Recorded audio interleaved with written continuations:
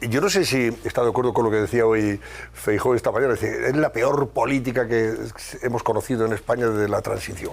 En eso estamos de acuerdo.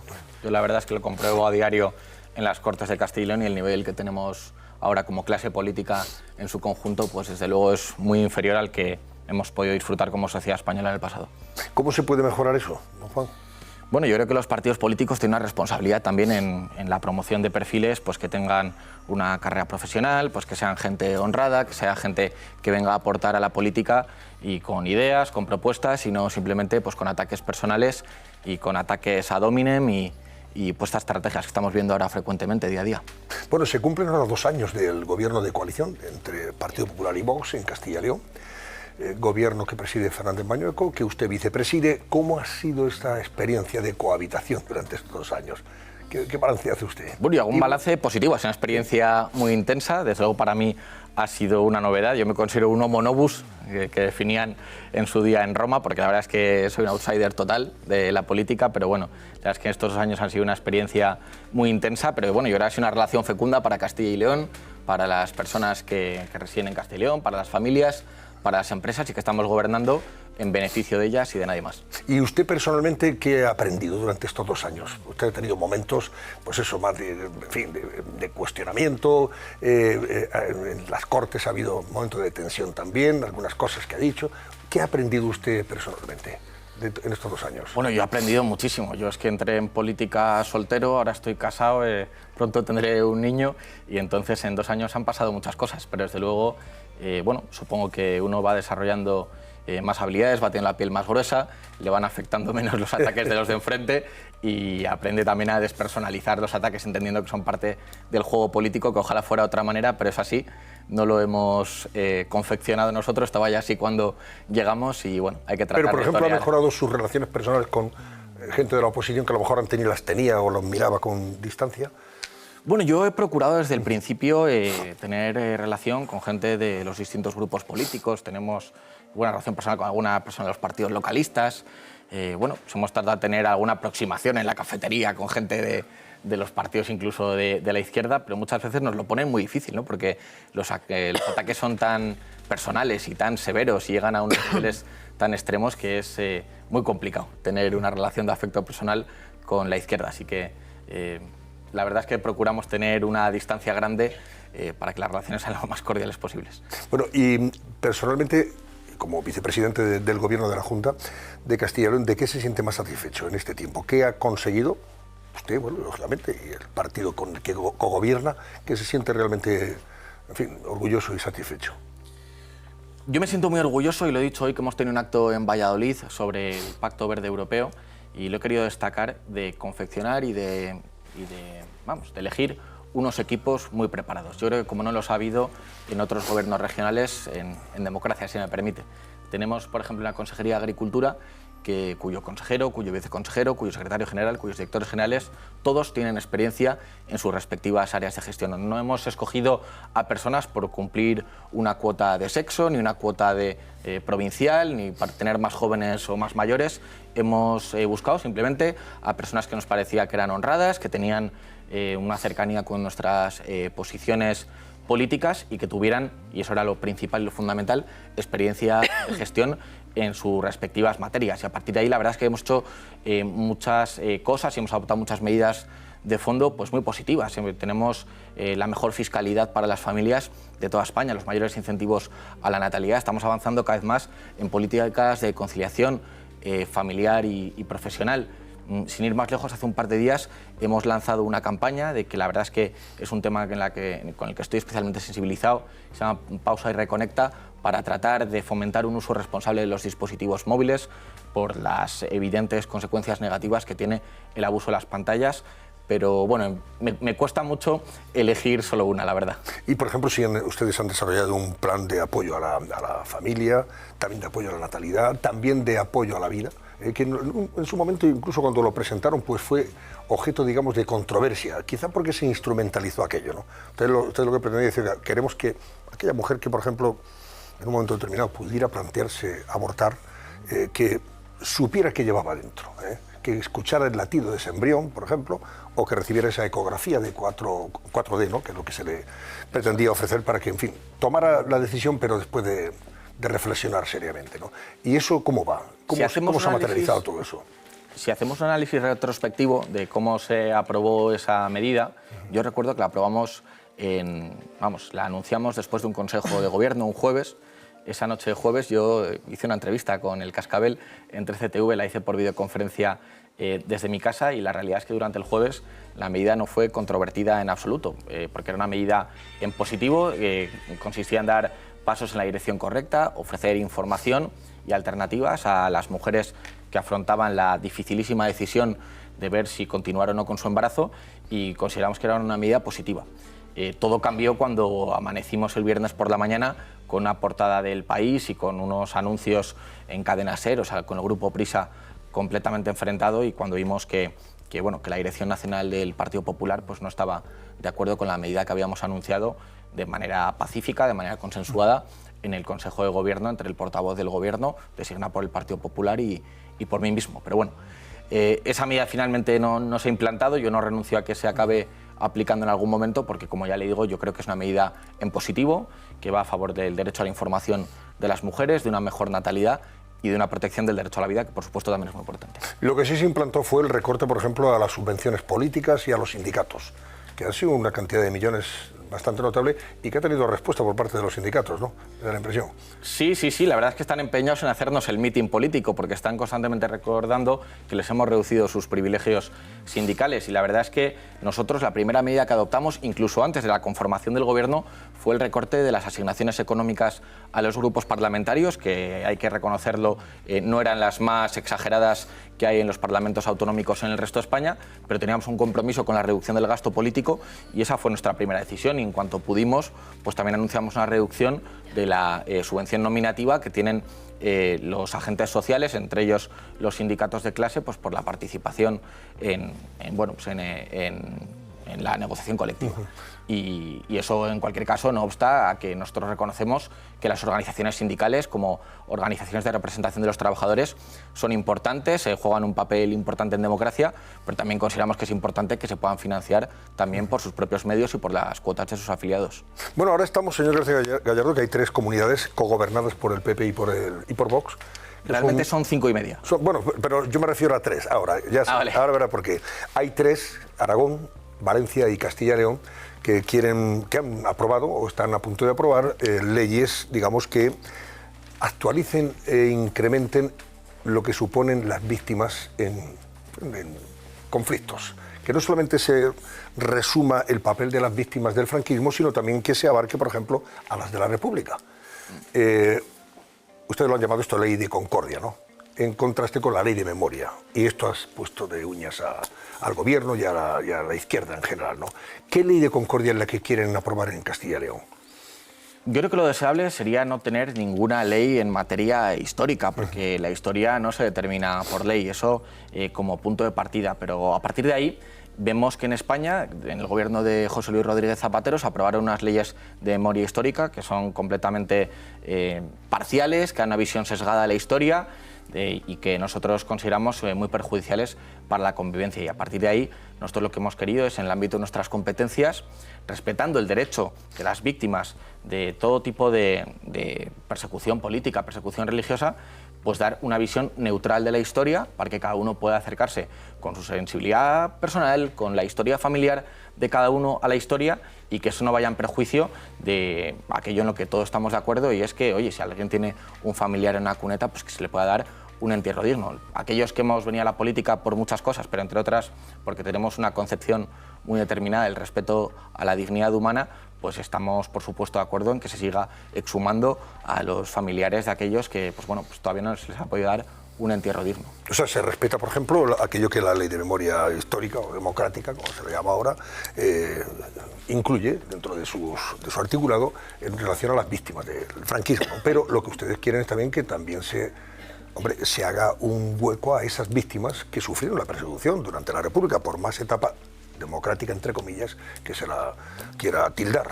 Ahí hubo gente, efectivamente, religiosos y civiles que fueron asesinados por su condición de religiosos o por estar en contra de Hay un matiz importante, Antonio, disculpa la interrupción, y es que las exhumaciones en España ya se venían produciendo desde antes de la etapa de Rodríguez Zapatero. O sea, no hacía falta una ley de memoria histórica tan sectaria, tan divisiva como la que aprobó el gobierno de Rodríguez Zapatero para que se pudieran producir estas exhumaciones. Y a partir de ahí, viendo que es un tema que ya se ha abierto la herida de nuevo, por desgracia, pues nosotros lo que queremos es recuperar ese abrazo que se dieron nuestros abuelos, en caso de los que somos más jóvenes, casi nuestros bisabuelos, y que vuelva a la concordia a España. Bueno, y también incluso que se atienda a las propias víctimas del terrorismo de ETA. Estamos acordándonos de las que sufrieron la persecución del franquismo, pero es que hemos tenido crímenes de ETA, de personas, en España hasta hace 2 días.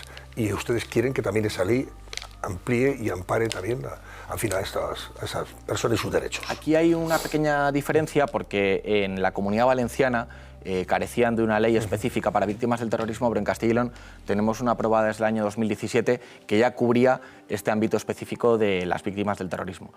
Pero fíjese, Antonio, se nos cuestiona mucho que hayamos extendido el periodo de análisis desde el año 36 al 31.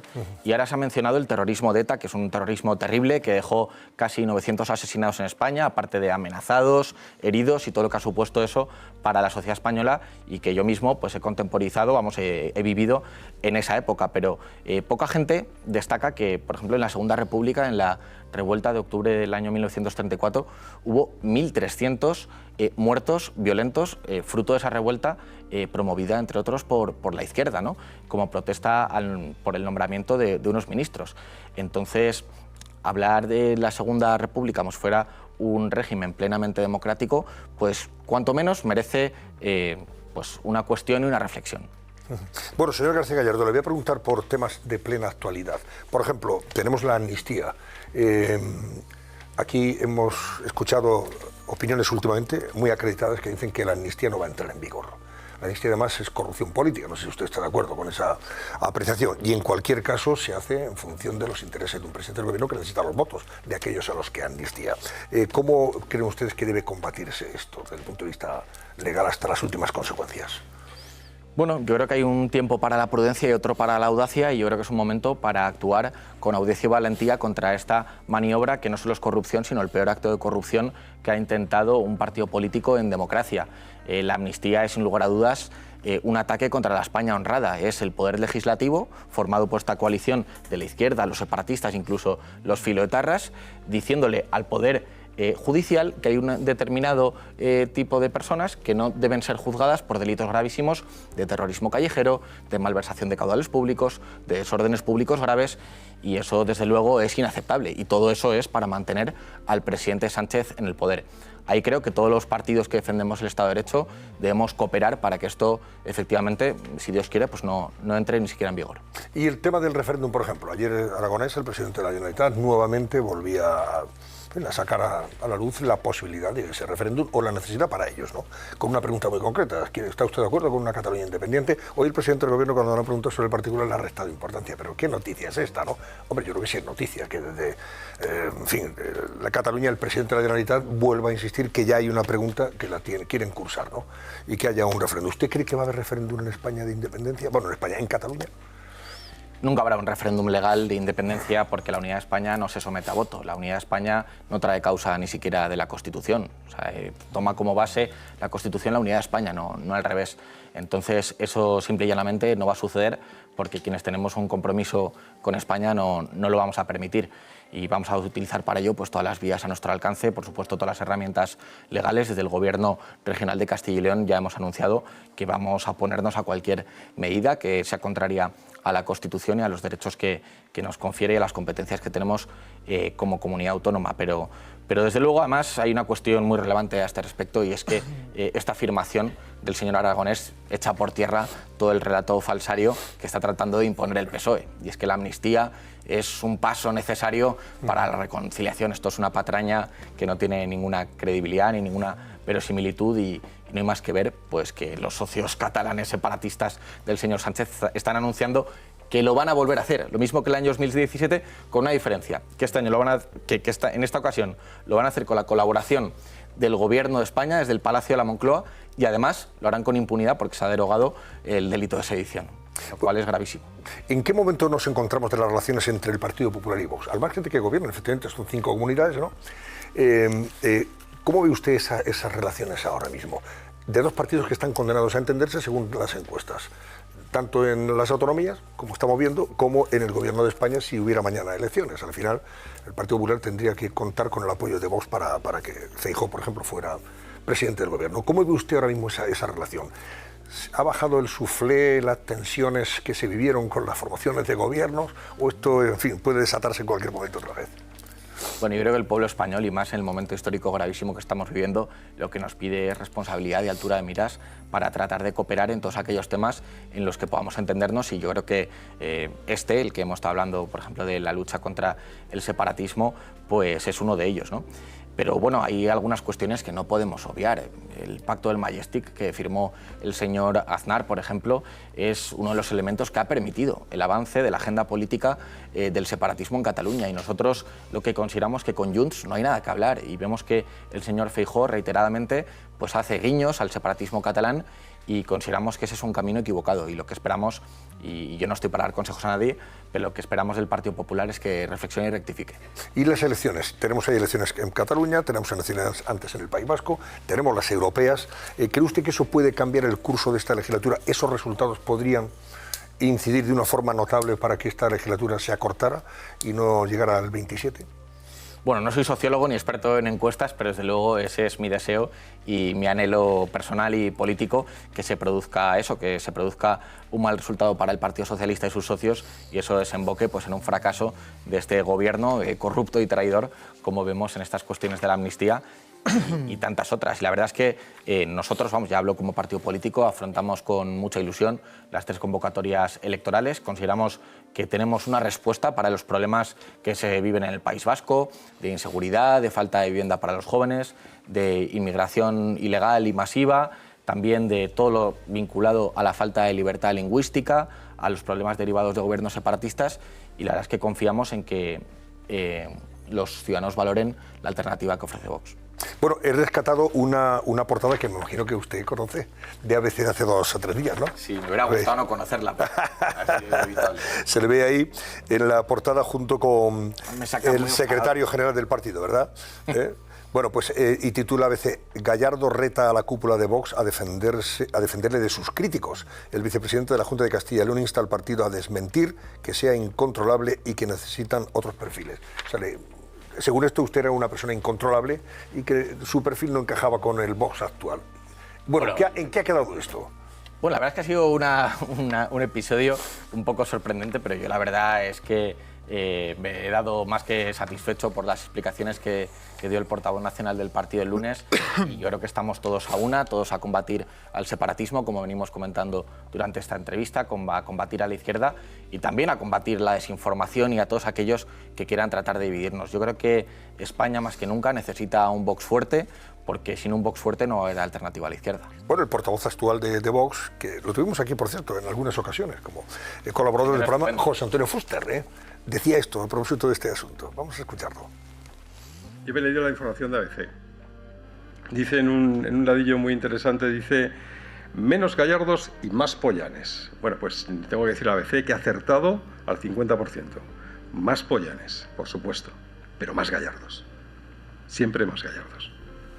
Un apoyo, en fin, bastante contundente del actual portavoz de Vox. En cualquier caso, aquí se refería al presidente del Parlamento de las Cortes de Castilla y León, ¿no? Mi compañero y amigo Carlos Pollán, con el que comí la semana pasada y que tenemos una relación, yo creo que inmejorable. Y yo la verdad lo que creo es que hacen falta más Pollanes y también más Fusters y más compañeros, porque en este partido todo el que quiera combatir a la izquierda, al separatismo y a toda esta deriva totalitaria que estamos viviendo en España, pues es bienvenido y tiene mucho que aportar. Creo que usted llegó a conocer personalmente a Óscar Puente en calidad de alcalde de Valladolid, me imagino, ¿no? Sí, lo conocí. Yo cuando llegué a la política, la verdad es que el señor Puente, que es una persona que no es conocida por su prudencia, pues decía que el único debate era si iba a gobernar en solitario o con el apoyo de Podemos, y ahora hemos visto pues que le tocó dejar la alcaldía, la verdad es que fruto de su gestión nefasta, del aumento de la deuda, del incumplimiento de sus compromisos electorales y bueno, ahora ya le conoce toda España. Sí, ahora no lo conocíamos en esa faceta de activo tuitero y en fin, y bastante arriscado, no de los que se frene en nada en comentarios y epítetos y calificativos. ¿Era así en Valladolid también? Mire, yo tengo una anécdota, y es que una vez cuando yo acudí al Comité de las Regiones, que es una de las funciones que recaen sobre la vicepresidencia de la Junta, al señor Puente le faltaba una mascarilla. Y era la época en la que era obligatorio llevar mascarilla en el avión. Y iba ya justo yo detrás de él, nos habíamos saludado. La verdad es que tampoco que sin demasiado entusiasmo, pero yo creo que un inevitable acto de educación y de cortesía era, en ausencia de esa mascarilla, ofrecerle una. Y yo le ofrecí una mascarilla y justo al tiempo llegó una azafata y le dio otra. Pero bueno, yo la verdad es que es una persona con la que he intentado tener un trato cordial, que yo creo que es el que es obligatorio cuando uno está en instituciones públicas, pero que la verdad es que es muy difícil llevarse bien con una persona tan faltona y tan maleducada y bueno, pues del estilo del señor Puente. ¿Qué tal se porta el gobierno Sánchez con Castilla y León? Pues muy mal. La verdad es que vemos que retrasa todas las inversiones en infraestructuras, se niega a dar un tratamiento equitativo en materia de financiación autonómica. Bueno, ya vemos que está, de hecho, privilegiando a sus socios separatistas y una comunidad como Castilla y León, tan extensa, con una población tan envejecida, tan dispersa en el mundo rural, pues tiene unas necesidades de financiación muy grandes. Y la verdad es que nos toca hacer verdaderos malabares para atender pues todas las necesidades de Castilla y León y a veces, por desgracia, no llegamos. A ver, Paco Rosell, si quiere usted preguntarle a Juan García Gallardo. ¿Qué tal, señor Gallardo? Muy buenas. Yo quería preguntarle dos cosas. Una, primera, es evidente que el Vox viene asistiendo a un proceso de declive electoral, es decir, fue un partido que tuvo una eclosión extraordinaria, empezó en Andalucía, así sucesivamente, pero los resultados de las últimas elecciones generales, los resultados de Galicia, parece indicar un cierto declive. Eso me gustaría saber un poco a qué obedece y si eso obliga a ciertos cambios dentro del propio partido, eso por un lado. Y por otro lado, ¿cómo se sienten ustedes siempre siendo el comodín de la izquierda que cuando están apuros siempre apela a Vox? Y lo hemos visto ahora mismo cuando están azuzando otra vez con las leyes de memoria, etcétera, etcétera. Pues estamos enfrente de un periodo electoral en el que el Partido Socialista pues, y todos los partidos se enfrentan pues, a elecciones, por un lado catalanas, elecciones vascas y elecciones europeas. ¿Cómo ves? Me gustaría conocer su opinión sobre estos dos asuntos. Bueno, yo la verdad es que creo que en política lo apropiado y lo suyo es combinar lo que se dice del pesimismo de la inteligencia con el optimismo de la voluntad. Y yo la verdad es que a pesar de que hayamos cosechado algunos resultados que son peores de lo que nos gustaría, yo confío en que lo que nosotros defendemos, que es lo correcto, que estamos convencidos de que estamos en el lado correcto de la historia, pues acabará teniendo un respaldo en las próximas convocatorias electorales. Hoy, sin ir más lejos, como he comentado antes, hemos tenido una reunión y un acto público sobre el Pacto Verde Europeo y ahí en la entrada hemos podido contactar con agricultores del Valle de Esgueva y de otras zonas de Valladolid que saben que el único partido que les está respaldando en sus justas reivindicaciones, no ahora de manera oportunista, sino desde hace años, es Vox. Entonces yo creo que toda esa consistencia, toda esa firmeza en los principios acabará teniendo un apoyo. Y yo la verdad es que no creo que sea una buena idea para tratar de combatir a la izquierda pues dejar de hacer oposición a ella. Nosotros, la verdad es que hemos venido a la política a ofrecer un modelo completamente alternativo al que nos ofrece el Partido Socialista y sus socios y consideramos que el Partido Popular en muchas ocasiones ha servido para consolidar la agenda política de la izquierda en diferido.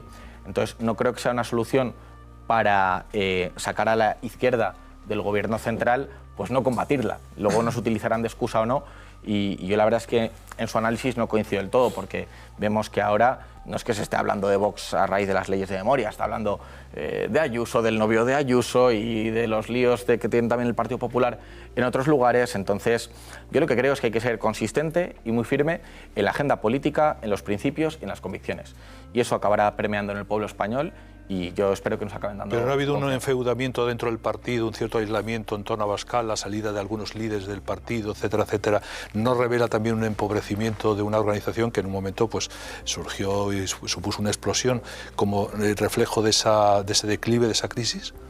Bueno, yo creo que hoy es un mal día para hacer ese análisis, porque hoy hemos anunciado la incorporación de Julia Calvet, que es la expresidenta de la organización juvenil Sacabat, que es la que hace frente de manera más contundente al separatismo en las universidades, y hace, no sé si fue 10 días, anunciamos la incorporación de una de las principales cabezas visibles de Ciudadanos, que es Juan Carlos Girauta, que es una persona conocida por su actitud combativa contra el totalitarismo woke y que está muy alineado con nosotros en muchas de las posiciones del partido y que yo estoy seguro que va a hacer un fantástico papel en el Parlamento Europeo. Entonces yo creo que frente a esa imagen que quieren proyectar algunos, vemos un partido en crecimiento que incorpora perfiles muy distintos y que puede plantear una alternativa muy seria al poder de la izquierda.